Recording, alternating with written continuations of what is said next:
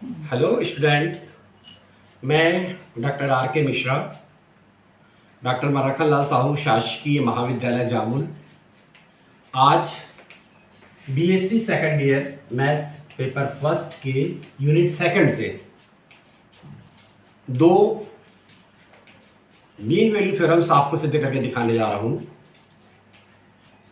इनका नाम है प्रथम मीन वैल्यू थ्योरम या इसी को लैग्रेंजेस मीन वैल्यू थ्योरम भी कहते हैं, तथा द्वितीय मीन वैल्यू थ्योरम या कॉची का द्वितीय मीन वैल्यू थ्योरम। इससे पहले कि मैं इन थ्योरम्स के स्टेटमेंट्स को यहाँ पर लिखूं, चूंकि इन थ्योरम्स को प्रूव करने के लिए हमको रोलेस के मीन वैल्यू थ्योरम की सहायता लेनी पड़ेगी। हालांकि मैं रोल्स का या रोलेस के मीन वैल्यू थ्योरम्स को यहाँ पर प्रूफ नहीं करूँगा, और उसके स्टेटमेंट को यहाँ पर मैं लिख के आपको बताता हूँ। रोल्स का मीन वैल्यू थ्योरम कहता है कि यदि f ऑफ x का कोई फंक्शन है तथा ये f(x) किसी क्लोज्ड इंटरवल a b में कंटिन्यूअस है, सतत है। दूसरी शर्त है यही f ऑफ x किसी ओपन इंटरवल ए बी के लिए डिफरेंशिएबल है, अवकलनीय है। और तीसरी शर्त है कि f of a is equal to f of b है। तो इन a और b के बीच में एक पॉइंट C अवश्य ही ऐसा होता है जिस पर इस फंक्शंस का अवकलन डेरिवेटिव्स जो होता है, this is f dash c, ये 0 के बराबर होता है। कहाँ पर बताया हमने? x इक्वल टू c पर। तो ये है रोल्स का प्रमेय। इसी प्रमेय का उपयोग करके हम आज के हमारे दोनों थ्योरम्स को सिद्ध करने जा रहे हैं। तो पहला है लैग्रेंजेस मीन वैल्यू थ्योरम या प्रथम मध्यमान प्रमेय। ये वन वेरिएबल के लिए है, जैसे ये रोल्स का प्रमेय था। इसमें भी सेम इसी प्रकार से कि यदि f of x function of x है और वही कंडीशन कि f ऑफ x अभी भी क्लोज इंटरवल ए बी में कंटिन्यूअस है। सेकंड है इसका उसी प्रकार से जैसे कि पहले लिया गया था कि यही f(x) open interval a b में डिफरेंशिएबल है। लेकिन तीसरी शर्त यहाँ पर नहीं दी रहेगी।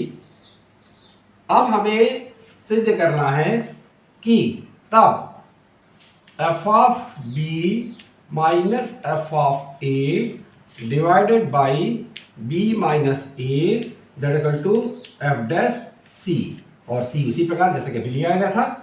ये जो है वो a और b के बीच का कोई भी पॉइंट होगा।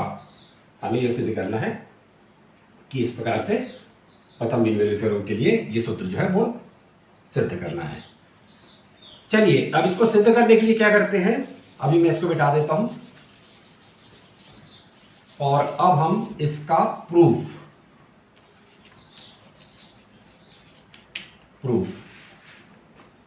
के लिए हम एक फलन जो है वो कंसीडर करते हैं।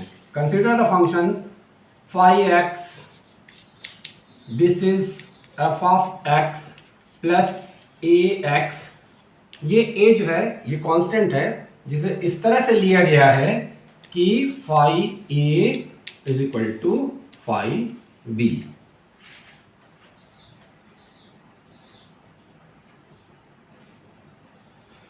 अब इस फाई एक्स को ध्यान से देखिएगा। ये जो फाई एक्स है ये f of x plus a x, x जो होता है वो खुद भी फंक्शन ऑफ x होगा। तो किसी भी फंक्शन के बारे में जैसा कि ये फाई एक्स है, हम उन्हीं बातों को फिर से दोहरा सकते हैं कि जब फाई एक्स f(x) और a(x) का योग है तो हमें मालूम है कि सतत फलनों का योग भी सतत होता है और डिफरेंशिएबल फंक्शन का जो सम होता है वो भी डिफरेंशिएबल होता है। चूंकि फाई एक्स इन्हीं सतत फलनों का योग है, इसलिए उसी प्रकार से ये भी क्लोज्ड इंटरवल ए बी में कंटिन्यूअस होगा। दूसरी शर्त, ये phi x open interval a b में डिफरेंशिएबल होगा। रीजन क्या बताया था, दोनों का योग जो होता है, सतत फलनों का योग सतत ही होता है और डिफरेंशिएबल का डिफरेंशिएबल ही होता है। और तीसरी शर्त जो हमने खुद ली हुई है, ये है phi of a is equal to phi of b. तो इस प्रकार से ये जो फाई एक्स है ये रोल्स प्रमेय की तीनों शर्तों को पूरा करता है। और तब आपको मालूम है कि रोल्स प्रमेय से जिस फाइडेस सी जो होगा वो 0 के बराबर होगा, जहां सी जो है ए और बी के बीच का कोई बिंदु होगा। अब इन शर्तों को हम लगा लेते हैं।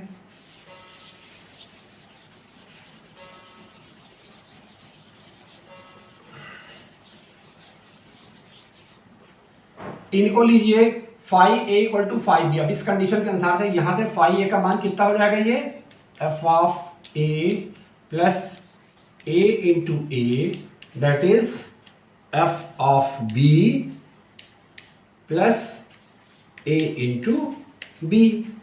अब इनको कंबाइन करिए, minus a b minus a, that is f y b minus f of a, then minus a is equal to f of b minus f of a divided by b minus a।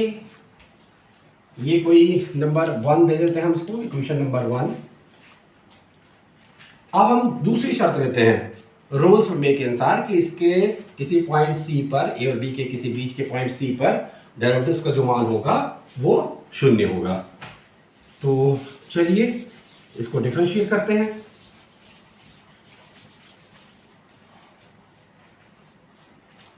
Phi dash x that is f dash x plus a, differentiating these function with respect to x, we have this result, and therefore at the point x is equal to c, this phi dash c is equal to f dash c plus a।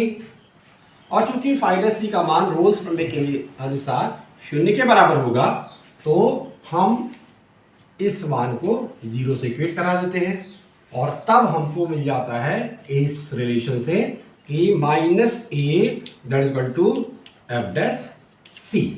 अगर हम इस मान को minus ए के यहाँ पर put कर दें तो we have result f dash c is equal to f of b minus f of a b minus A.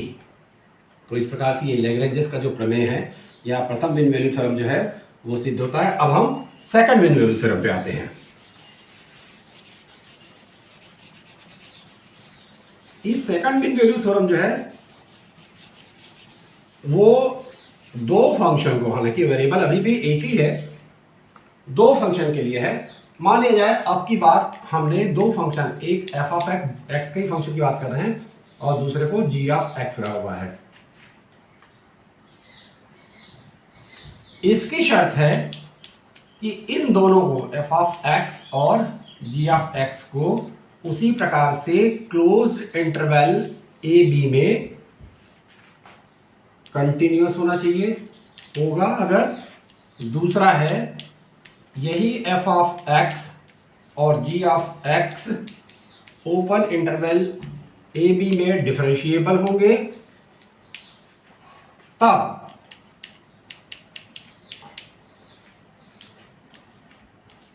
F of b minus f of a divided by phi of b minus phi of a बराबर होगा f dash c divided by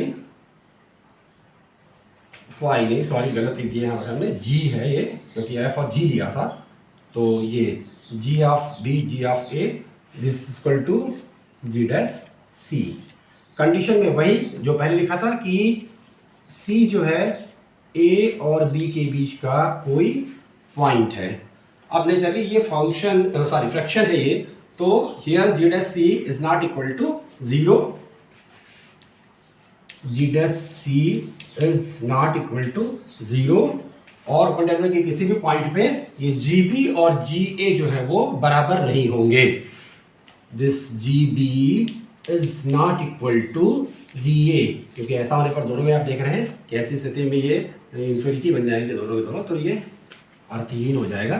तो ये हमारे theorem का statement है जिस theorem को हम प्रूफ करने जा रहे हैं, सेकंड मीन वैल्यू थ्योरम।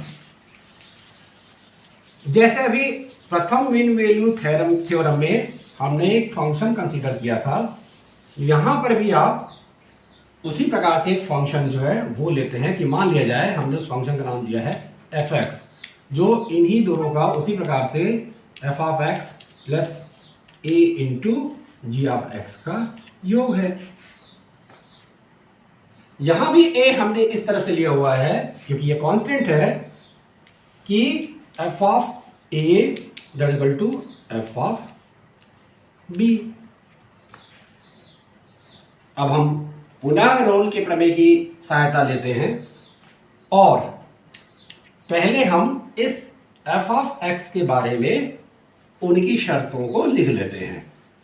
अब आप ध्यान से देखिएगा, क्योंकि ये f of x capital f of x is a sum of small f of x and g of x, और पहले ही आपने कहा था कि ये दोनों के दोनों जो हैं वो क्लोज्ड इंटरवल में कंटिन्यूअस हैं और ओपन इंटरवल में डिफरेंशिएबल है। तो जैसा अभी थोड़ी देर पहले मैंने कहा था प्रथम थ्योरम में कि सतत फलों का योग भी सतत होता है और उसी प्रकार से डिफरेंशियल जो फंक्शन होते हैं उनका योग भी डिफरेंशिएबल होता है। इसलिए ये जो एफ ऑफ एक्स है क्लोज्ड इंटरवल ए बी में कंटिन्यूअस होगा। दूसरा, यही f of x open interval a b में डिफरेंशिएबल होगा। और तीसरी तो हमने खुद ही ली हुई है शर्त। थर्ड है कि एफ ऑफ ए और एफ ऑफ बी जो है ये बराबर हैं। तो देखिए अब फिर से ये जो कैपिटल एफ ऑफ एक्स है ये रोल्स के प्रमेय की तीनों शर्तों को पूरा करता है। तो यहां पर भी एक ऐसा पॉइंट निश्चित रूप से होगा एफ डैश सी जिसपे फंक्शन के डेरिवेटिव्स का मान 0 होना चाहिए, और ये सी कहाँ पर है, ए और बी के बीच का कोई पॉइंट है, जैसे पहले शुरुआत में ही हमने लिया हुआ था। तो चलिए इन तीनों शर्तों को लेकर के और रोल्स के प्रमेय की सहायता से हम इस सूत्र को या थ्योरम को सिद्ध करने जा रहे हैं।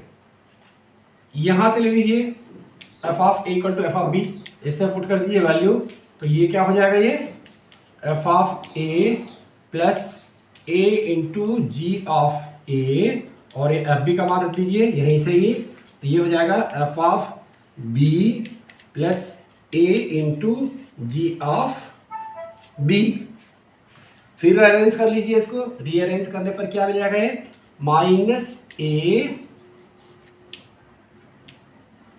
यहाँ पर दोनों में आ रहा है, तो ये g of b minus g of a is equal to f of b minus f of A.